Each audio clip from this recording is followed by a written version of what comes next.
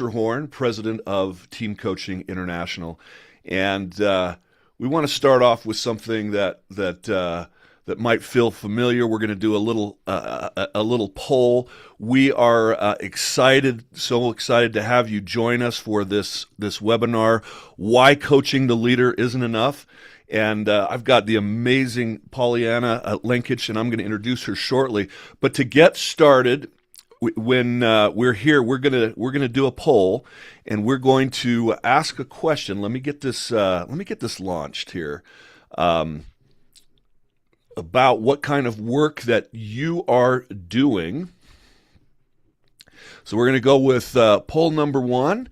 Answer the question, which describes your work as you join us best. You know, I work as a coach with individuals and leaders. I coach teams. I'm in HR, OD, or L&D, or even, an executive role or a CEO. I'm exploring team coaching for the first time. Got a couple of answers coming in. Excellent. Oh, I see we have a chat disabled, Heather. Well, what am I going to do? Pollyanna, maybe you can work on that. Well, thank you, Heather. We'll see if we can figure that out. And Melinda, we cannot use the chat. Are you able? Yes, we'll enable that. Thank you for joining in the questions. Yeah, I'm sure this crowd will be very unruly, Pollyanna. We need to. I think it's great. Okay, Heather, I'm technically very incompetent, and Melinda, I've just got chat disabled, by the way. Okay, so answer live, type answer. Which one do I do? Let me just go type Well, answer. we'll get that going here in a minute. So let's get this, and when we switch off a little bit, I'll work on the technology. It's just Pollyanna and I. So end the poll. Here we go. We've got our very first poll, and we've got, let's see, 3 out of 7 say I coach primarily individuals, leaders, and executives. Excellent. That's a wonderful, wonderful service and very important. I coach teams but want a more structured methodology. Fantastic. You're in the right place. And if you are in HR, like we have 29% of you, or an OD and L&D and working with team developments, you are in the right place. Here are the results that I just was reading. And you all can see that for yourself. Now, we have people on live on LinkedIn, and unfortunately, if you didn't register for the webinar, you're not able to participate in the poll, but put your answers in the chat of LinkedIn or YouTube as well. So, if you're primarily coaching individuals or, working with teams or organizational development, you're here because you sense something. You sense that the tools that we have in this business aren't always enough. And that's the change that, we facilitate that doesn't always stick. That's something larger than the individual at work that is going on here. And so at Team Coaching International, it was founded on exactly that insight that our founders, Philip Sandall and Alexis Phillips, spent years asking one question: what does it take to actually create lasting team performance? Not just a good day, not just a productive offsite, but lasting change. And what they discovered after 2 decades of working with teams in over 45 countries, I've got to share some slides because I have some stats to share with you. I want you to be able to see this. In 20 years working with coaches in 45 countries, this is what we're here to share with you, is the knowledge that they created and they developed. And we have our diagnostic in 22 languages. We have people listening from all over the world. I know there's people from India, perhaps Pakistan, the Middle East, from Australia, from the United States they're joining us, and even potentially some from Europe. Even though this is the middle of the night for them, some of them said they might be coming, Pollyanna. But we have done over. I've got coffee. Yeah, I hope they do too. We've done over 4,000 team diagnostic reports, and over 1,000 real team cases. And so, in the next, this is Pollyanna. What are we going to do in this next 55 minutes or so? What really excites me, and this is game changing, right? And we'll be sharing exactly why and what happens when you have a baseline of validated data, Yeah. right? Data that gives you insight, it gives you a framework and methodology to build on that insight. I've been coaching for 26 years. And when You I don't. No, discovered there's no way. I know I'm a child prodigy. Yeah. And so when I discovered TCI 18, was it 18 years ago? Something like that. It was a complete a game changer for how we can get results for leaders, PNC consultants, Yeah. clients. And it's not just about coaches coaching the system, because it is about that. It's really important. It's also about training the system to self-coach the system. And that is why it's a lasting ripple effect. When we do this work well and we do it well, the team doesn't need us anymore. Right. And so that's what excites me. So that's what we're talking about A over the couple of next. years ago, when you say the system coaching the system, I wouldn't have known what that really meant. No. It seems like a strange concept, a foreign idea, but it's so exciting. And when I figured out what that meant, it was absolutely game changing for me. I want to share some additional data about what is going on in the world of teams all around the world. At TCI, we have been in business, as you saw. This is our 20th year. And with all those thousands of teams that we've worked with, we have found, sometimes data, Pollyanna, says some things that we don't want to say out loud, but this is tough. Yeah. Only 10% of teams from the last 20 years rate themselves. This is not us. This is them rating themselves as high performing. Yeah. McKinsey and Company survey of executives evaluating their own teams, only 20% of them believed that their team was high performing. And there was a study that came out in the Harvard Business Review in January of 2023 that said out of 1,000 teams that HBR studied, only 8.9% of those teams were genuinely high performing. So these are several data points. I'm going to give you one more. A couple of weeks ago, I was speaking with the chief psychologist, Pollyanna, of Qualtrics, which is a international organization that helps companies, organizations understand the data of what's happening within their company, their customer service, their the success. I mean, it's a data gathering organization, and what they found of their 1,500 clients, only 4.7% of them were profitable for 3 years and at the same time had a highly positive culture. So not just that they're making money, but there's this combination, Pollyanna, of positivity, right? And so those are not very encouraging data points in terms of how teams are faring out there in the world. Add to that, the TCI or Team Coaching International documented average improvement in working with these teams from the the diagnostic plus coaching engagements, doing what Pollyanna talked about, coaching the system. We have seen an average of 20% improvement in both productivity and positivity, and those numbers are amazing. Think about what that means. I mean, the problem, Pollyanna, is if you're in a room with 10 teams right now, statistically, only one of them is functioning at its potential. Only one. Yeah, absolutely. And that's the gap that this work plugs. Right? There's a real uncomfortable truth when a team sees their diagnostic for the first time, depending on where they're at. Yeah. There's also a misconception that only teams that are in trouble, that are experiencing high levels of dysfunction, use this process. And that's actually not my experience. My experience is that I have teams who are high performing and doing really well on top of their game who want to continue being so. I Um, love that you bring that up. yeah.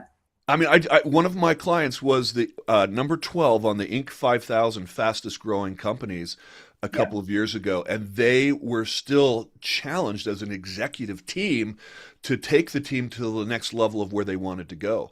And so Yeah. they engaged in this team diagnostic process plus coaching with me, and the results were amazing. We'll talk about those a little bit later as we go. For those of you listening, I want you to think for a moment of the most memorable team experience that you've had. Think about a team you're on. It doesn't have to be a professional team. It could have been, a band that you were part of. It could be a group at school, and think about this great team experience that you had. And Mm. great teams are sometimes what happens is they stand out in our memory. I love this. This is some information, a quote from our book, Teams Unleashed, that when you're part of one of these experiences, you just remember how fun it is, how much camaraderie there was, and how much you accomplished together. My good friend Christian Napier talks about working in the 2002 Winter Olympics in Salt Lake City, and it was a failing organization when he and his team took over, and it was such a memorable experience, so much fun, so empowering, but so difficult, so hard working, and they were so proud of it. And it was this seminal experience that they all look back on with such fondness. And sometimes the challenge with some of these teams is many of them were created that way by accident, and some of those that stand out in our memory. They serve as a reminder that it is possible to have that on every team that we're on. And that's why I want Absolutely. you to. Yeah, absolutely. And here's the thing: high performance isn't an accident, right? You can't leave it to chance. And I had a conversation with someone who in the coaching industry, and they said, "Well, I just want to be confident to run this process." I said, "Forget it. You don't need confidence, right? Forget that. The process works. The methodology works, and so much so that when I work with clients, I share the data, and regardless of what's happening in the room, I have full conviction that the process will work It because it does. does. You're Yeah, exactly right. We shared the yeah. dire news that very few teams experience that. But what if it didn't have to be rare? What if there was this repeatable process? What you're talking about, Pollyanna? Not just a Mm. one-time event, not a better communication workshop, but a real, sustained, data-anchored process, or for those of you in Australia, process for creating that type of team consistently. So let's look Yeah. at a couple of team patterns, shall we? Um, let's take another poll. I'm going to launch. We have to close the other one. Hang on, let's close that other poll. Is the other poll closed? Yeah, we'll figure it out. Stop And sharing. I've also figured out the chat box, I believe. So if someone can just try the chat box who wasn't able to use it earlier on, that would be amazing. Thank you. Hello, Beck Chapman. Thank you. Yay, go technical genius that I'm not, right? Hey, thank you, Clara. Oh, thank you, Lydia. I really appreciate it. Thank you so much. And tell us where you're dialing in from. Thanks, Heather.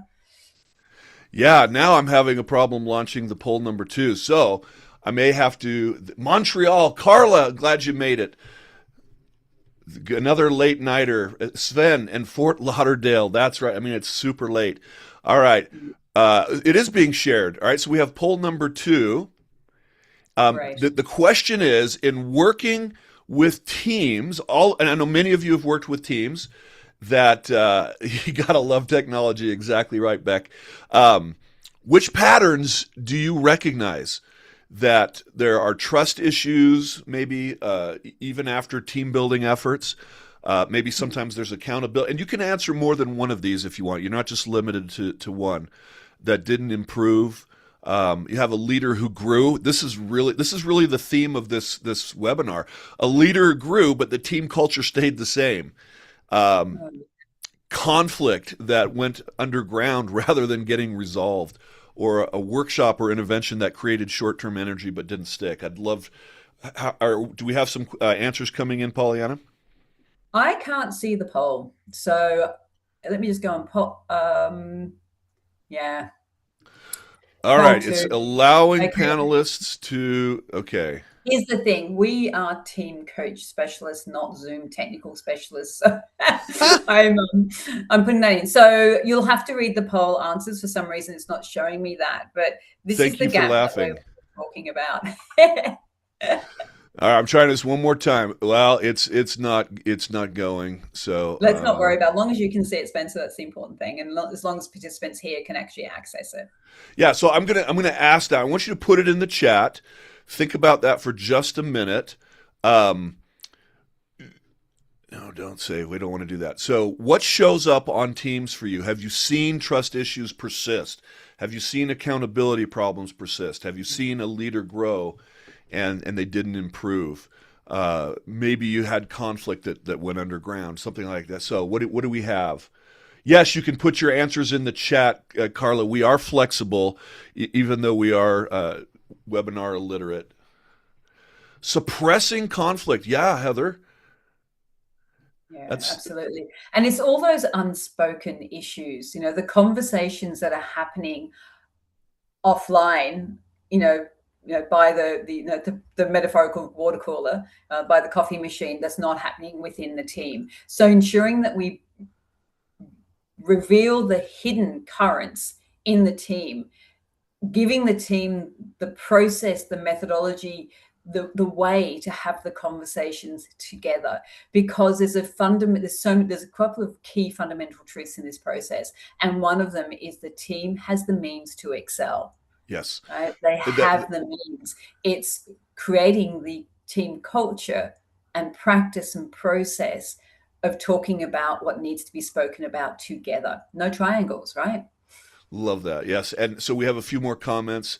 Lydia has seen all of those things. Sven has seen conflicts continue. Carla, you've seen all of those issues. Misaligned priorities. So here's if you're nodding and you're saying yes, I've seen those things. I want you to understand you're not witnessing a failure of leadership. No. Or even your failure as a coach. You're witnessing a natural result of applying individual coaching tools to a collective problem, right? I mean, Pollyanna. Yeah.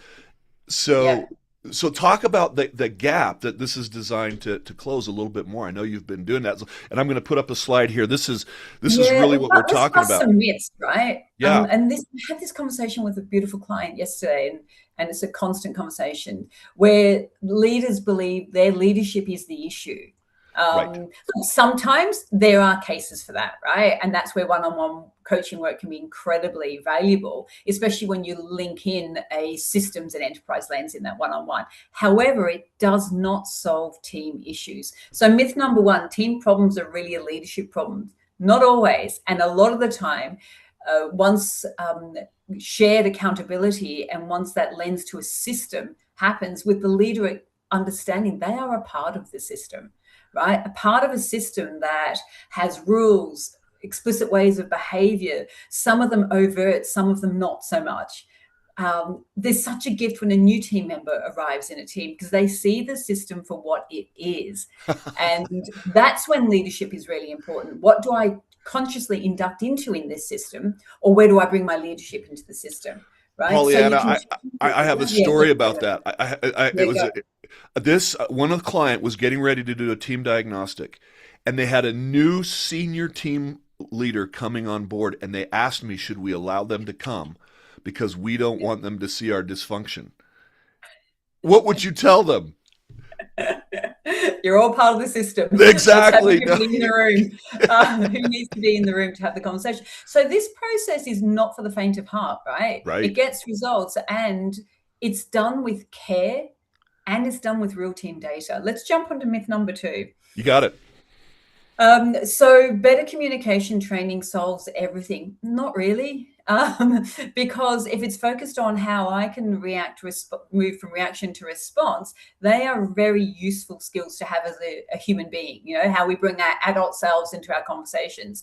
However, those one-day team sessions can be incredibly valuable. Yeah.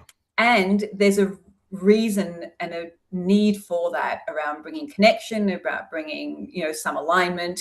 It doesn't ripple effect to long-term change, right? So Communication at a systemic level, at a team level, is what creates the shift for teams.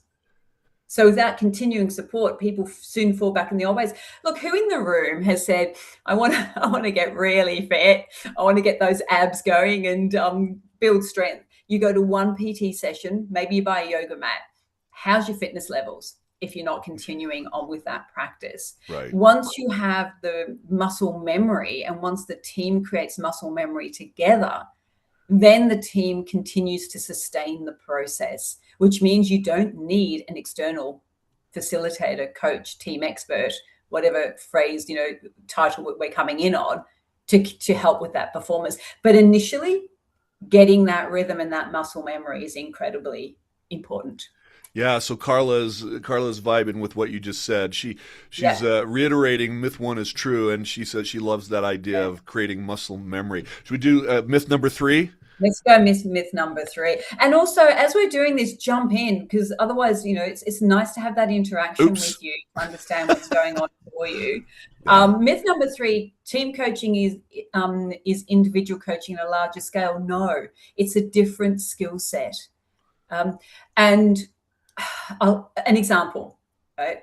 This is such a common thing that can happen, but running a process, I'm going to call the two people George and Georgia, because that's about the extent of my creativity right now.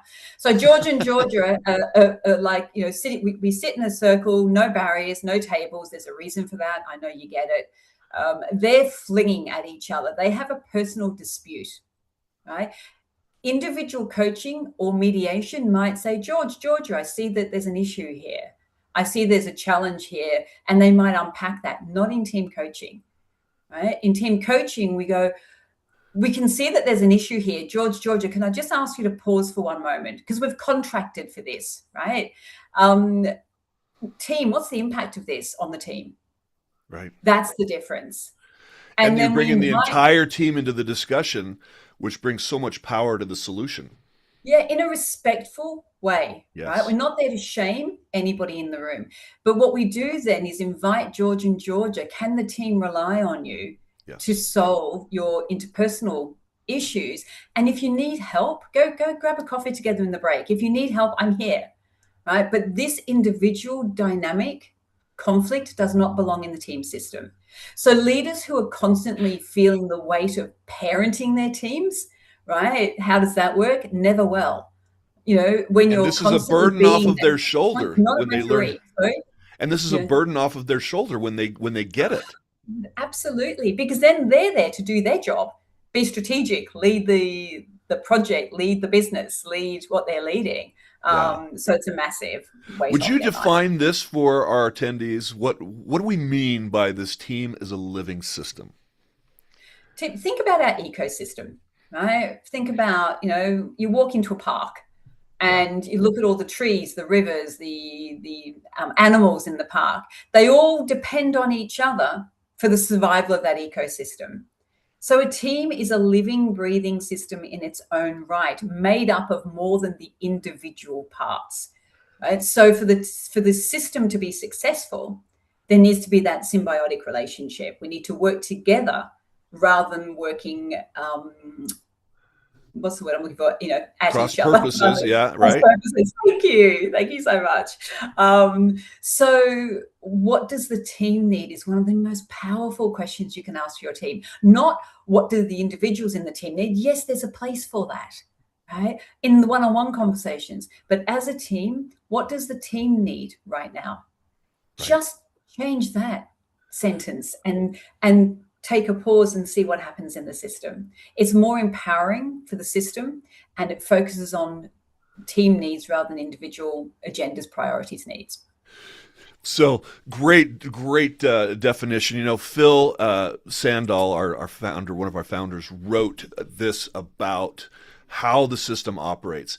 Teams are a microcosm of our instinct to belong and naturally form collective rules for how to survive in the system.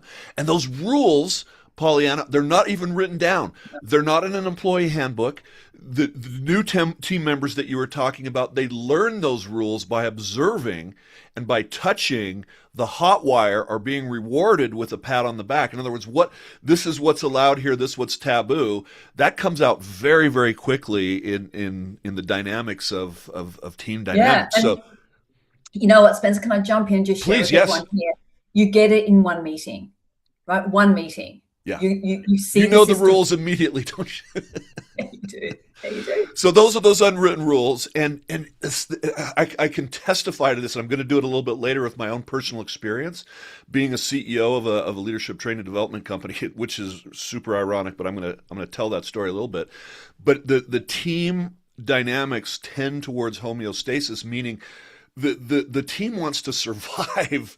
And it resists a lot of times the leader's desire to change it. And so if you come in just working on the individuals, then the individual goes back to the system, and the system always wins. It's immune to these efforts of working with the individual. And this operating code idea, underneath every team interaction, is an invisible operating system, shaping how people behave, what gets avoided, how they deal with conflict, what's allowed. It's just, and we've all experienced it. I mean, if you're on this, you can say, heck yeah, I know what you're talking about. Absolutely. And the team is often unaware of its own. Is teamness a word? That's right. That's exactly what it is. They're it's often totally unaware of that, right? Yeah. And the diagnostic provides a baseline, which is the first part of the process. Yes. To reveal the system unto itself. This is how this team experiences across 14 key capabilities that are, research driven, proven. You are so excited. You're getting ahead of this. Yes, you're so right. I'm on there. But I want to, this point right here is, I have seen this, that you can coach the leader and the system survives. I was alluding to this situation where I became, after 5 years, I was working for a leadership training and development company.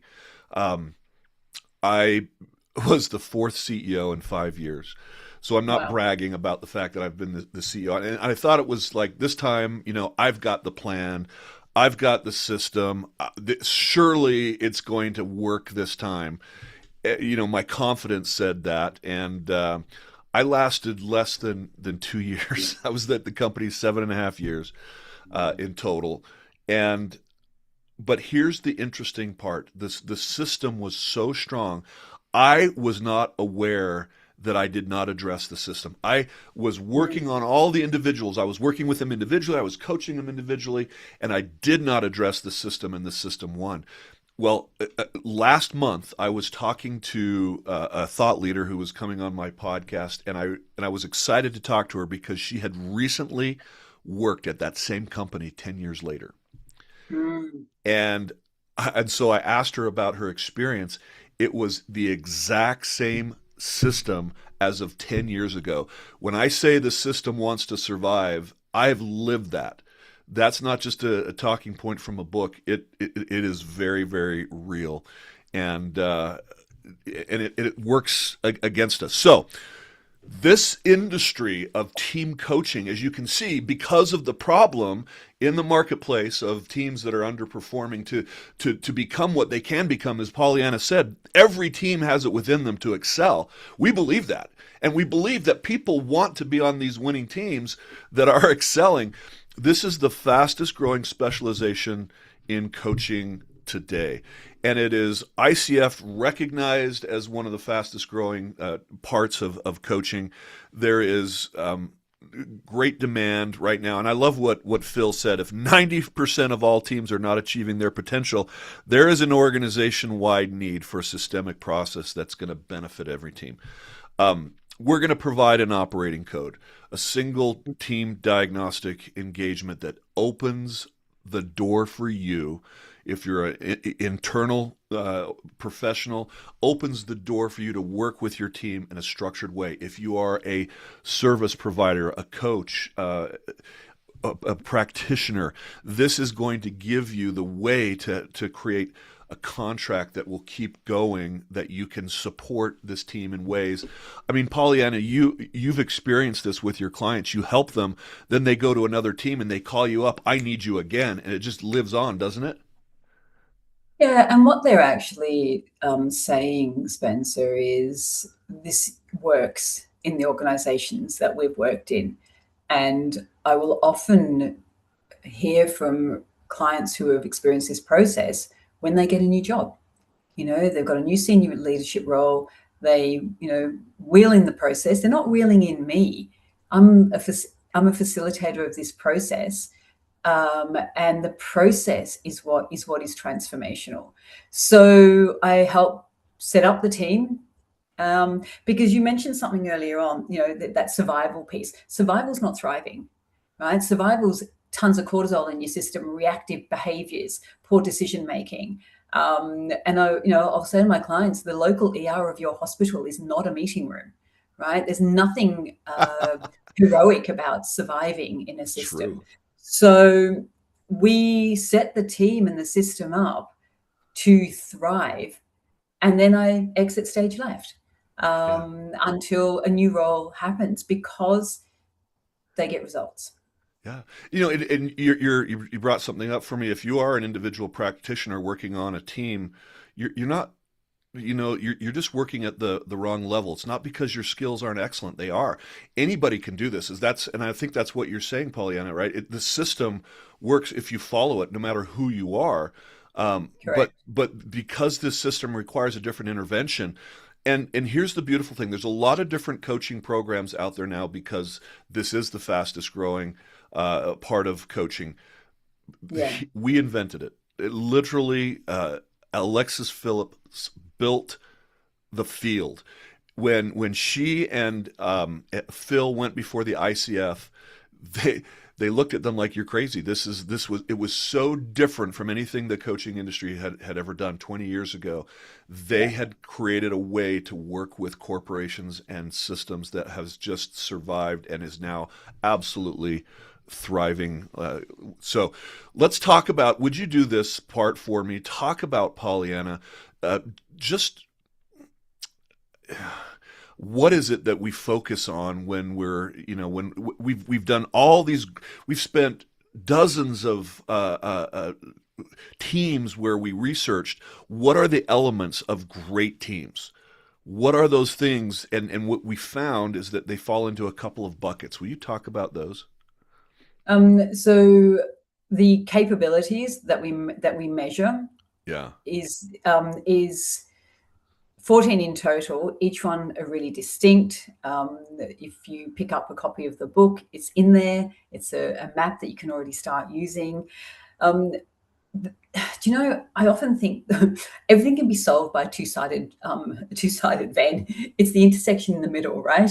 Yeah. That's really important about this process. So we look at productivity, the team's capacity to get the job done, in tandem with positivity, how the team interact together, and you can see the capabilities there underneath. So I won't read them all out, because something incredible shifts when you focus on all of those 14 capabilities. You've all been in teams, right, where you all get on well on the surface, right? You go to each other's darts clubs, bowls clubs, whatever it is that you do socially.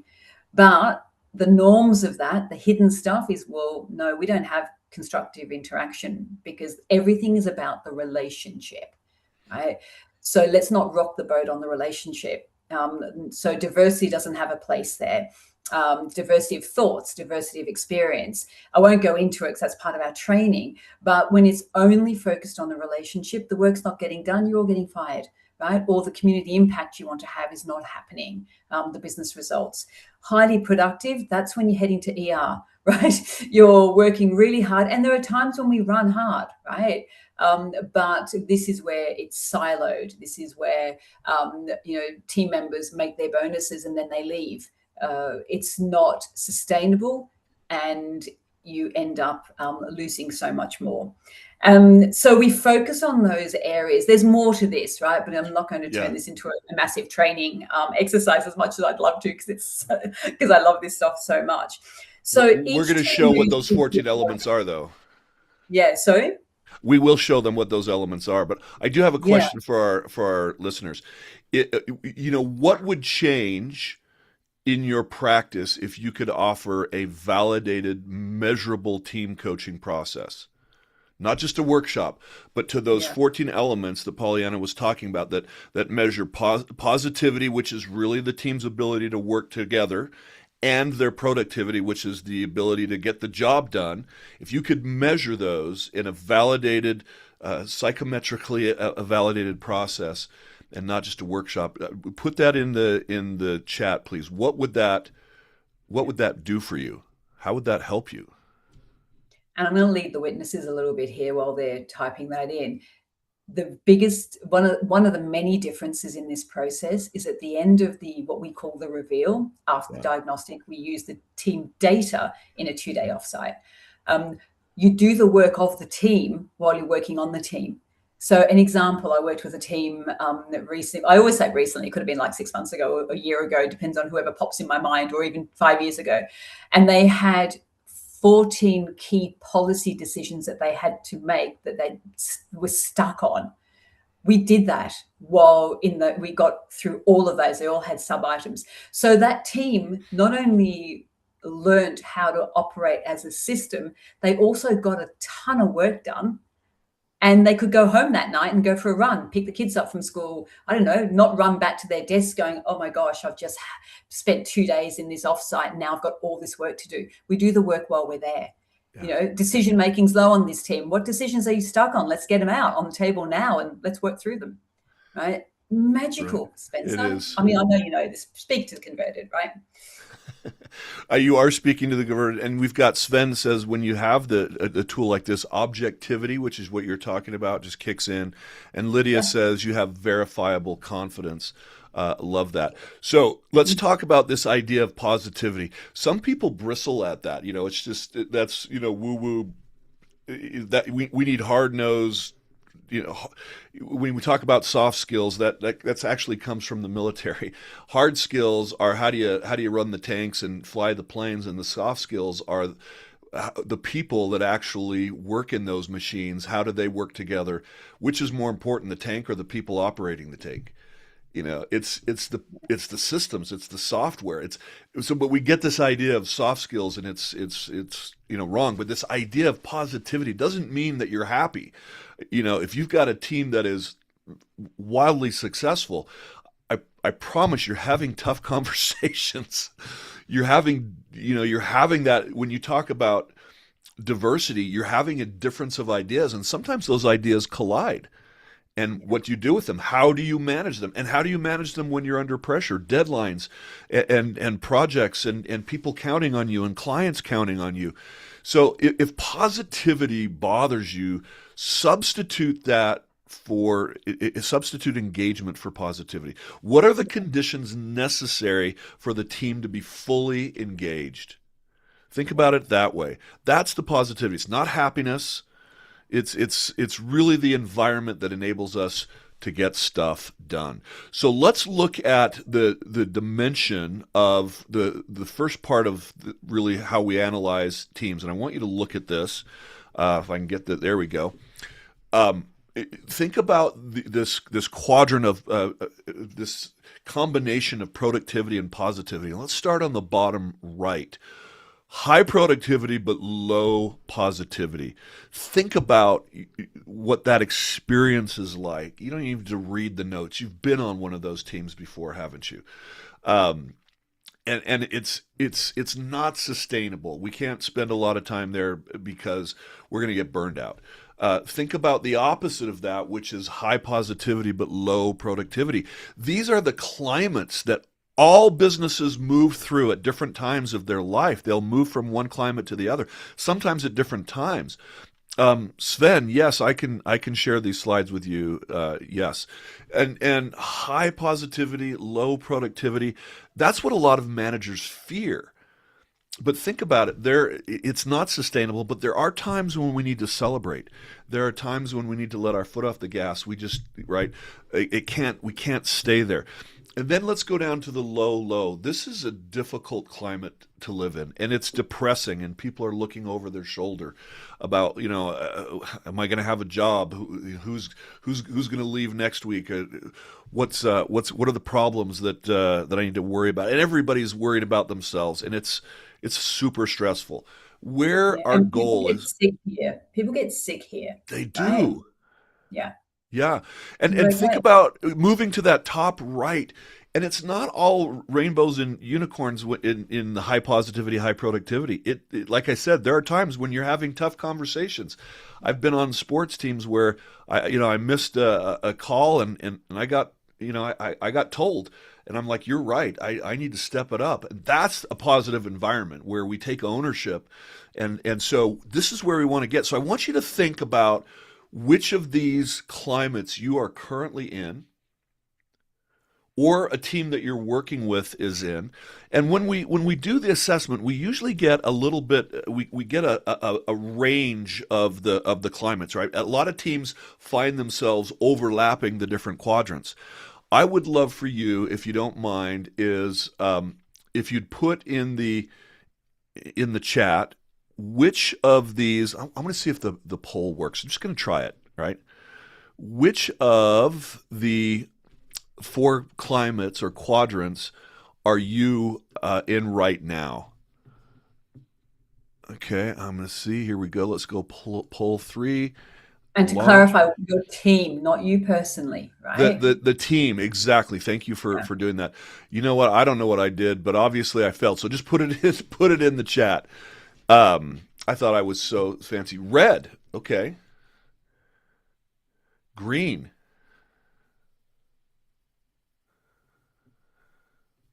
Blue. I'm so And think happy, about the Carla. biggest challenge of where you are.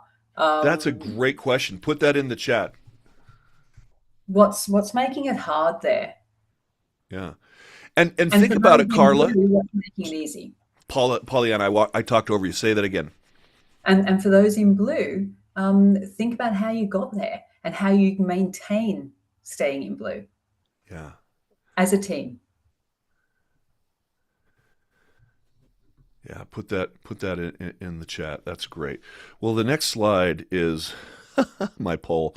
That's the team you're working with right now. So we have all different quads right now. So I'm so excited for you to describe, Pollyanna, this system. Yeah. Now that I've been kind of holding you back, I'm going to let you go. Describe how the team diagnostic works. If you're a practitioner, what's the process that you would take your client or your internal client or company through? Absolutely. And the good news for me, especially when I first started, is this was all templated. I didn't have to reinvent the wheel, right? And that made such a big difference, especially in those early days where you've learned something new, you're all enthusiastic and you go, oh, can I run this? Well, the answer is yeah, you can, because it's a process and you've got all the tools that you need to do so. So we have a discovery, I mean, exactly as it says here, a discovery conversation. Actually understanding at a deeper level the challenges that is stopping the progress that needs to happen so the team delivers on what they're there to do. There's only one reason you're there as a team, and that is to get results, deliver the project. And how you do that in a way that has high engagement, learning, building skills, having, dare I say, having a good time while you're highly productive and getting the work done without falling in a heap at the end of it, right? We have an assessment. Every team member completes this assessment from the lens of the system.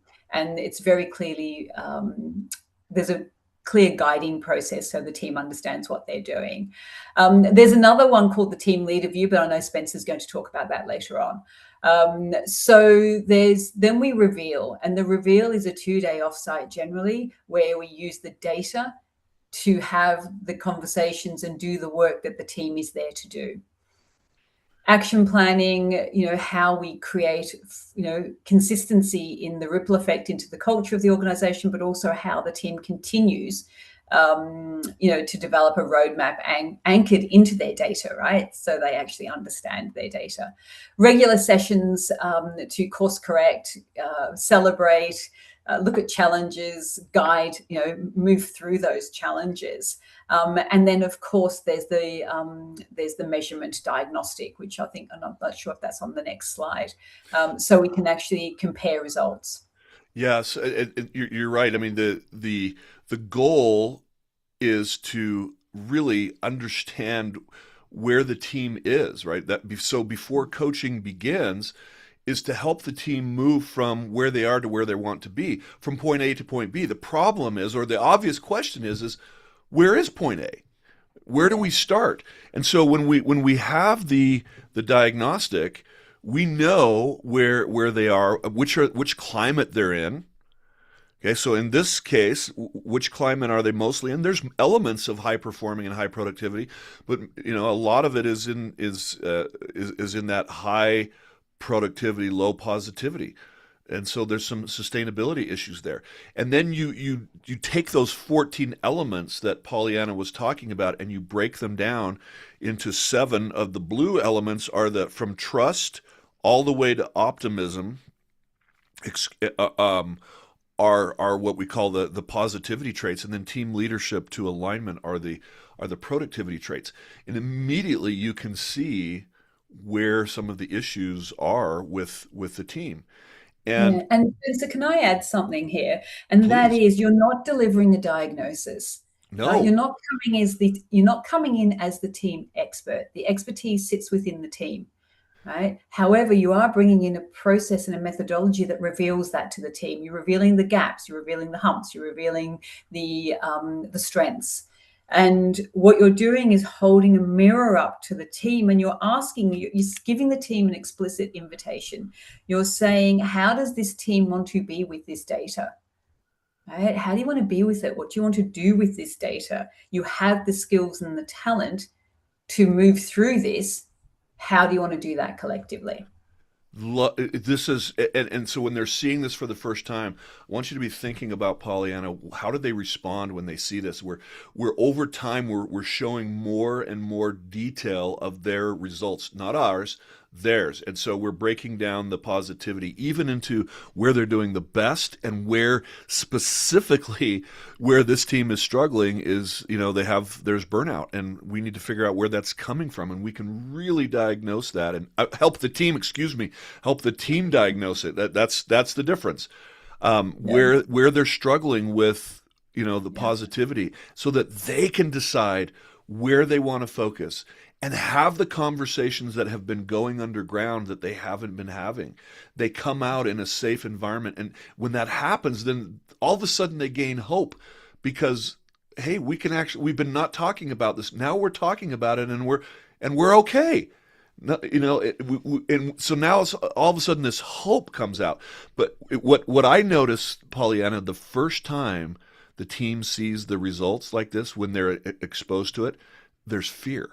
They're like, "Oh no, we are going to Depends on be." the team, Yeah, I right? mean, it's like Depends on the team and the results. who Yeah. who is what's going to show up, right? And Yeah. then we find out how are they aligned on certain areas. Where do they have disagreement as a team, and where are they aligned? So all of these the team is seeing, and it creates this rich, candid conversation that engages the team, and it can be messy but can also be very cathartic as members finally get to share in a safe environment those pent up opinions that I was just describing, right?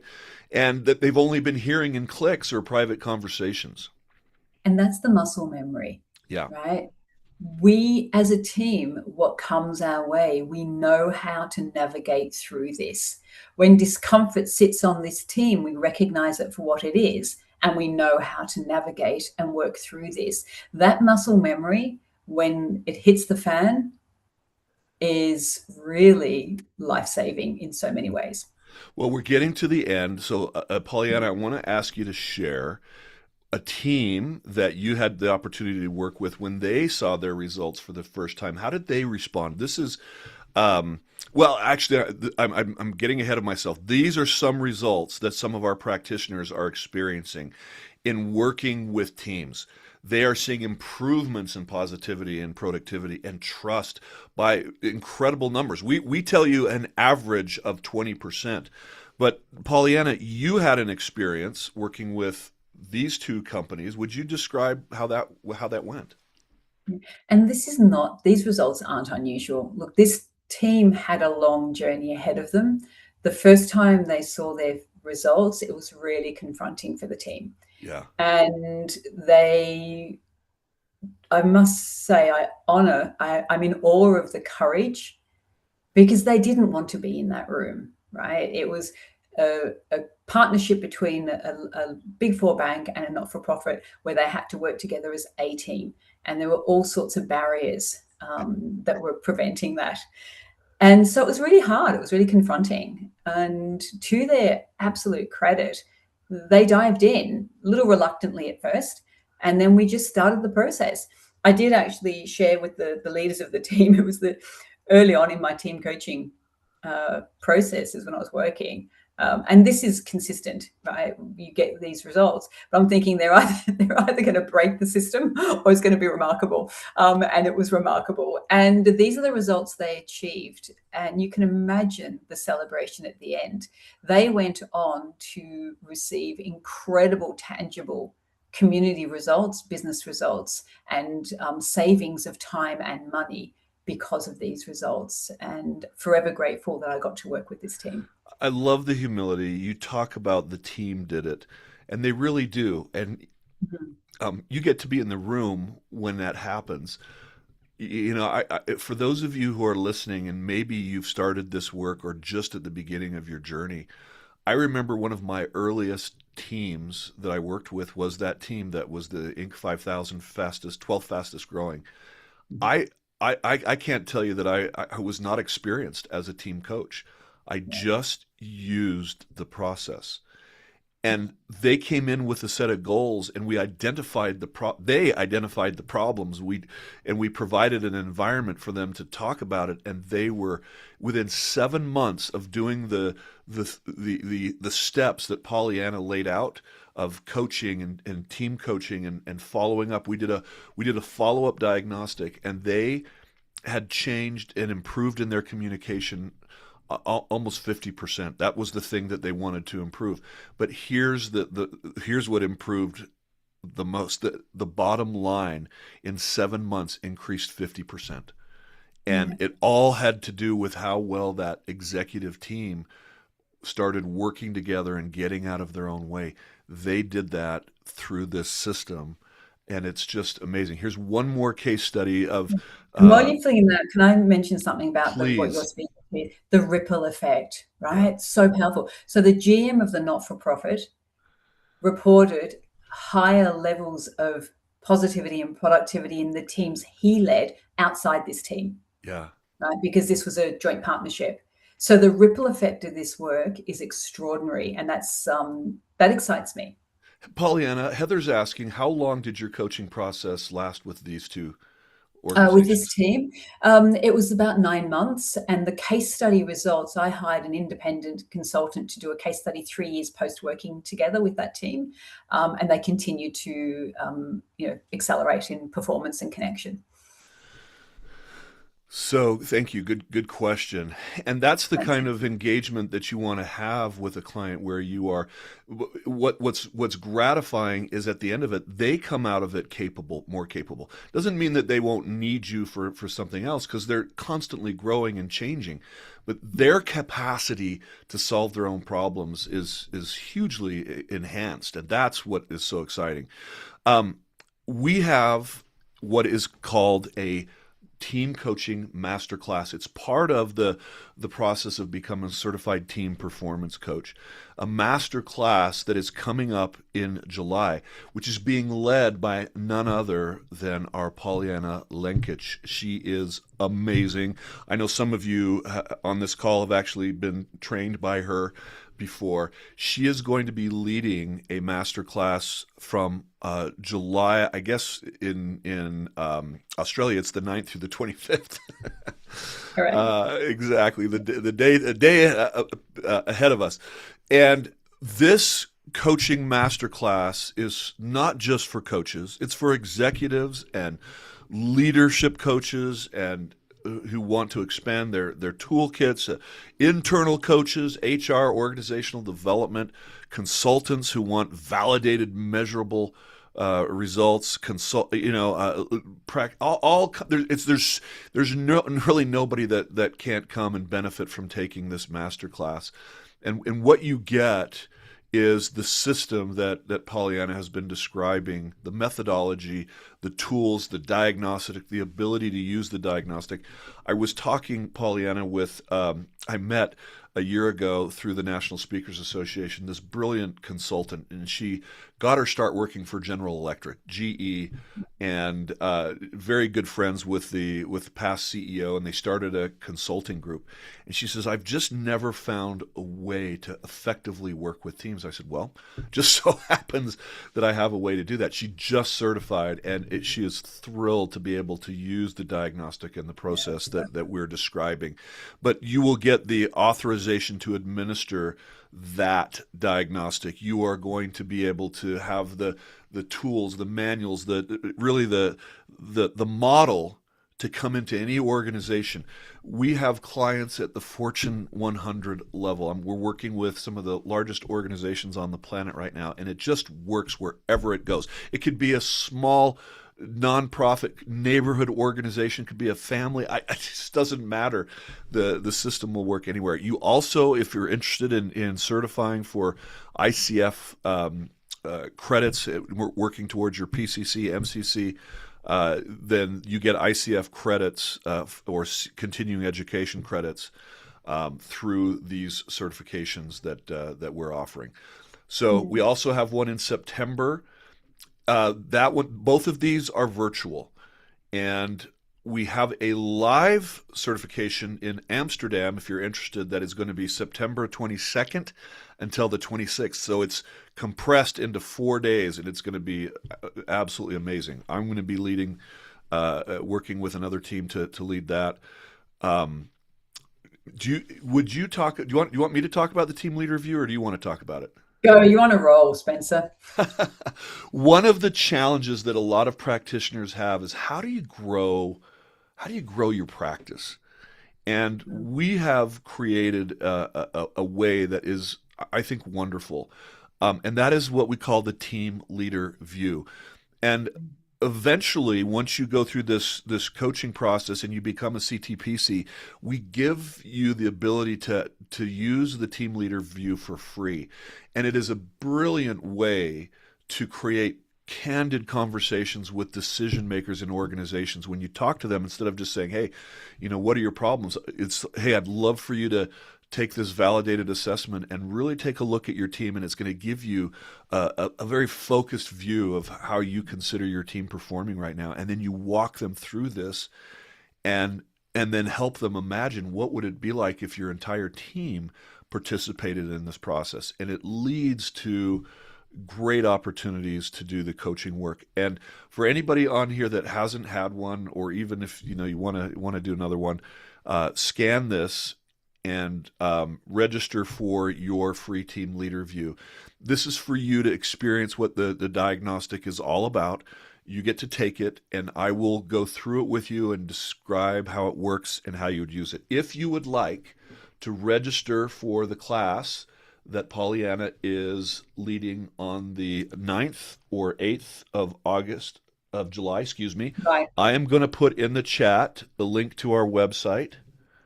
And that's in the chat right now. That'll take you right to the place where you want to register. Fantastic. So let's just have a few final thoughts. You know what? I think we're out of time. Are there any questions? I want to wrap up and be, I know we're kind of at the end of the time, but are there any questions that anybody has that you'd like to bring out right now? Pollyanna's here. I'm here. I'd love to answer those. I'm happy to hang and answer some questions if people want to stay on and ask questions as well. Here's the thing. You also end up being part of an incredible community. That means a lot to me and has meant a lot to me over the the years I've used this process. Sometimes there can be a sticky situation in a team process. So having someone a qualified person to bounce off to say, this is how I handled it, or, what would you do in this situation, helps with our own ongoing competence and learning as well. And you have the opportunity to co-lead with someone Yeah, that actually has strengths that maybe you don't have and learn from. And I think one of the biggest things that I think helps a lot of coaches is having the confidence to go in front of a team. But here's the wonder: you don't have to stand in front of them and be the magician. The system is really the magician. So Heather, excellent information. Thank you for coming. Listen, I just want to share this. This system makes the invisible visible. And yeah, when the team can see what's going on with them, they are no longer hiding, or they're able to come out of wherever they've been hiding and confront, face on with courage and confidence what's happening. And it's just so true that however a team does anything, that's how they do everything. And you correct. just watch them. So instead of watching one person, this is the challenge for you as a coach. Instead of watching one person, you now have to watch 10 simultaneously. And we teach you these skills. And once you do, and you learn how to change the system, that's when you change Yeah, everything. well, as they say, once you see it, you can't not see it again, or something like that. Thank you so much, everybody. It's been an absolute joy to be here with you. Please know that we're here to answer any questions. Reach out. You've got our contact details. You can reach out via email, or also via LinkedIn, and we'd be delighted to have a conversation with you. Thank you so much, Carla and Sven. It's past your bedtime, and you are such great friends for coming in and staying up past midnight. Thank you. We really appreciate you. And Lydia, thank you. Maisha, Heather, yes, thank you for your comments. And those of you who are listening on LinkedIn and YouTube, thank you so much for joining Pollyanna. And Pollyanna, thank you. I am so excited for our next cohort that you are going to be leading, and I hope to be able to join you in on that and watch you in your brilliance and support you through that process. It's just such a joy to do this work and to share the effectiveness of it. So I look forward to it. All right, everyone. Good afternoon, good evening, good morning. See you later. Bye. Bye bye.